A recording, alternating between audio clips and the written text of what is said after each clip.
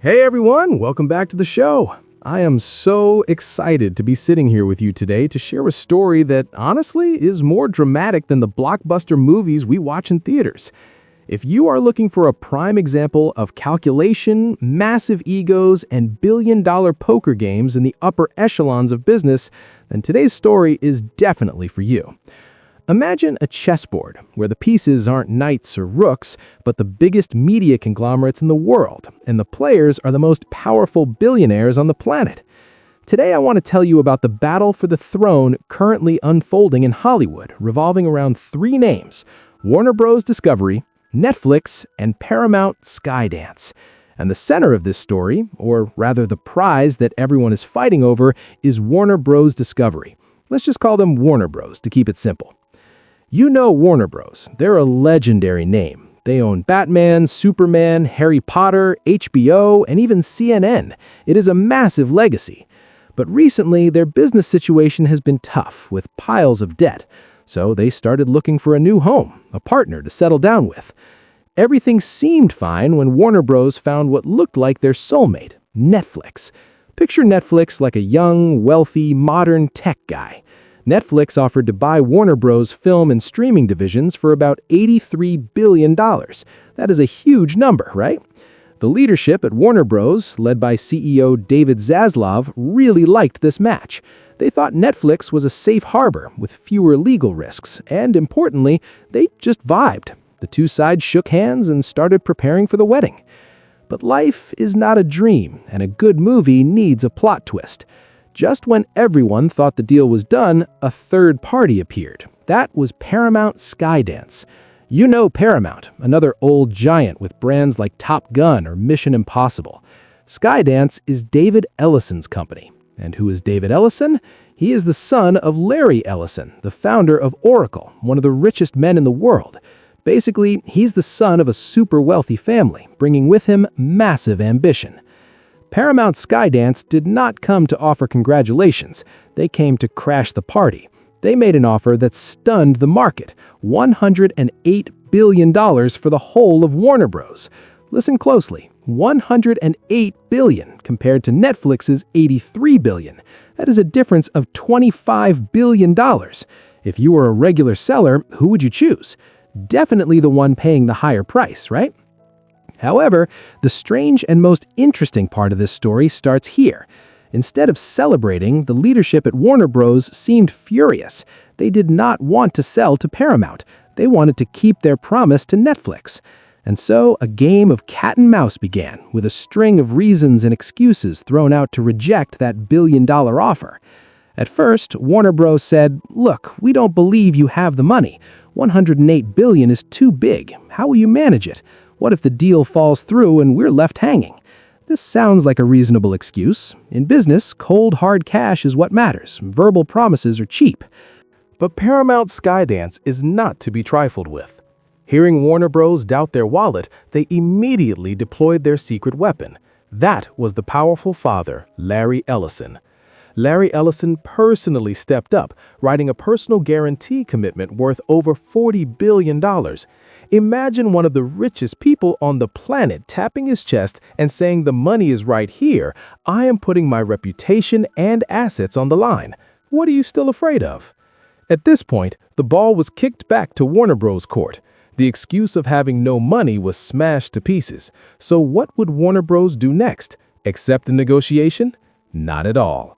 According to leaks from inside that the press, especially the New York Post, recently reported, the atmosphere in the Warner Bros. Meeting room is heating up. The top bosses are fuming heads, quite literally, trying to find another excuse. They are in a very awkward position.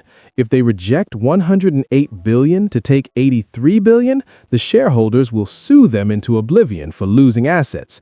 But if they agree, they have to break the deal with Netflix, and maybe they just really do not like the Ellison camp. So they started nitpicking. The next excuse they are clinging to is legal issues and monopoly concerns. Warner Bros. Argues that if we go with Paramount, merging two old media companies will create a monster that is too big. The government and regulators will never agree. They will scrutinize, they will ban, and this deal will drag on for a year or even fail. Meanwhile, going with Netflix is combining tech with content, which will be easier to approve. You see, this is a very clever move. They use the fear of the law to overshadow the attractiveness of the money. They painted a gloomy picture that no matter how much money Paramount has, if the government does not nod, that money is just waste paper. And that is not all. They also dragged out another reason, which is the breakup fee.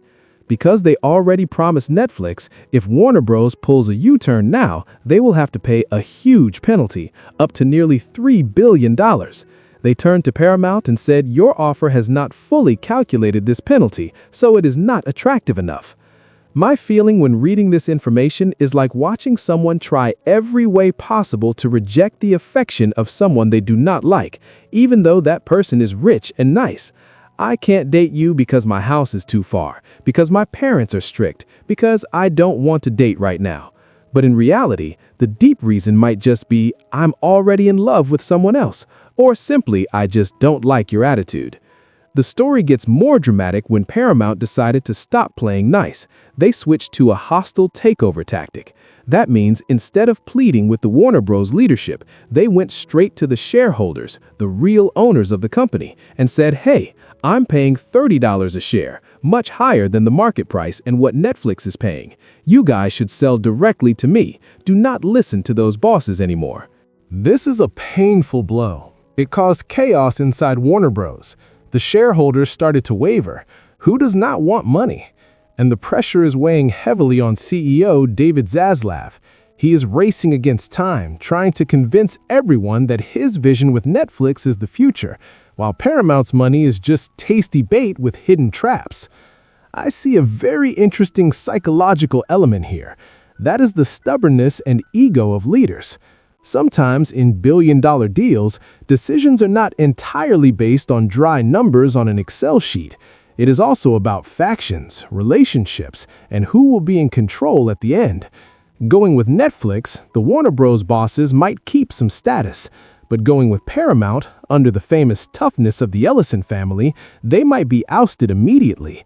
That could be the real fear behind those fancy excuses. And you know what? The media is also taking sides. Some papers support Netflix, praising the modern business model. Some papers stand with Paramount, arguing that cash is king and Warner Bros. Is betraying shareholders. The New York Post seems to be mocking Warner Bros., describing them as panicked, trying to invent reasons to justify their unreasonable rejection. The image of fuming heads is really vivid. It shows the deadlock and extreme tension. This story has not ended yet. Every day there is a new plot twist. Today, Larry Ellison commits money. Tomorrow, Warner Bros. Says not reliable enough. The day after, shareholders threaten to sue. It goes in circles like that. But through this, we see the true face of the business world. It is not just the pink color of cooperative handshakes, but the gray of calculations and the red of uncompromising battles. I keep thinking about how Warner Bros. Constantly changes their reasons. First, it was money. When the money came, it was the law. When the law was discussed, it was the penalty fee. It shows that when people do not want to do something, any excuse is just an excuse. And when people want to do something, any difficulty can be overcome. If Warner Bros. Really liked Paramount, they would have sat down together to solve the legal issues, not use them as a shield to push the other side away. Now, let's take a deep breath and try to reflect on what we, normal people who are not billionaires and do not own media conglomerates, can learn and apply from this drama-filled story to our own lives. The first thing I draw from this is the skill of seeing through the nature of rejection. In life, when you propose an idea, apply for a job, or even ask someone out, and you get a rejection accompanied by a reason, stay sharp. Do not rush to believe that reason immediately. Just like Warner Bros. Saying they fear legal risks, but in reality, they might just not like the Ellison working style. When someone says, "You were great, but I do not want a boyfriend right now," the essence might be, "I just do not have feelings for you."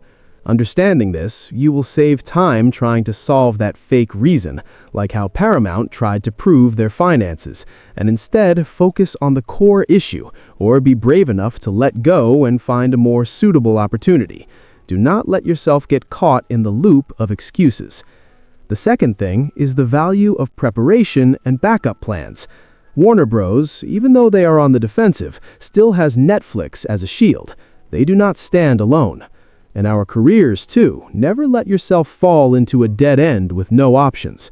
Always build relationships and backup skills, so that when one door closes or when a hostile enemy attacks, you still have a safe harbor or a trusted ally to lean on. The third thing, and I think the most important, is the lesson on the art of negotiation and valuing yourself. Why was Paramount willing to pay $25 billion more? Because they saw the potential value of Warner Bros. That maybe Warner Bros. Themselves are underestimating or want to give to someone else. In work, be confident in your value. If a hostile party or a difficult challenge comes, consider it an opportunity to measure your true worth. Sometimes, fierce competition is when your value is pushed to the highest. Do not rush to nod at the first deal, like Netflix, if you have not surveyed the whole market. But at the same time, stay awake to know what is a pipe dream and what is real value. Big money, like Paramount's promise, might not be sweet if it comes with legal risks and prolonged instability. Weigh both short-term benefits and long-term peace of mind. Finally, this story reminds us of flexibility. The market changes, people's hearts change. Warner Bros. Went from deal closed with Netflix to now shaking violently. We also need to train ourselves to be ready to adapt. Do not be too rigid with the original plan if the context has completely changed. That is what I have contemplated. A story about business but full of deep life lessons. I hope that through the story of Warner Bros. And these billion-dollar suitors, you will have an interesting perspective on how the world operates, as well as gain some small tips to steer the boat of your life more wisely. Thank you for listening to my sharing today. Life is a series of deals, big or small, and I hope you will always be the master of your own game. If you found this story interesting, do not forget to share it with your friends. See you in the next stories. Start applying the mindset of seeing through the why to your life today. The next time you face a rejection or an obstacle, do not get discouraged yet.